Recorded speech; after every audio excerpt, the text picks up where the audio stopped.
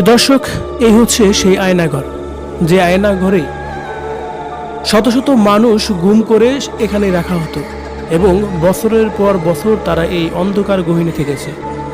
না শুনতে পারছে বাইরের কোনো আজান, বাইরের কোনো শব্দ, না শুনতে পারছে মানুষের কোনো কলাহ ও পাখির কোনো শব্দ। এই অন্ধকার ঘরের মধ্যেই তাদের বছরের পর বছর কাটানো হয়েছে। নাম দিয়েছে আয়নাঘর।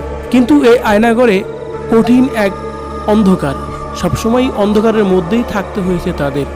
সত্যি এই আয়নাঘর থেকে যারা বেরিয়েছে তাদের বর্ণনাগুলো শুনলে যেন রীতিমতোই গায়ের লোম দাঁড়িয়ে যায়। কতটা কষ্টের মধ্যে দিন পার করতে হয়েছে তাদের।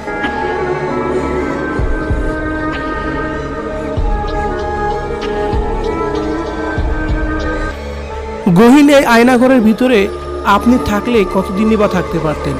অন্ধকার এই ঘরটি দেখে আপনার কি মনে হচ্ছে যে বাংলাদেশের জেল হাজতে তো এমন নেই?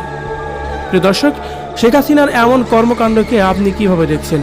কমেন্ট করে জানিয়ে দিন কমেন্ট বক্সে।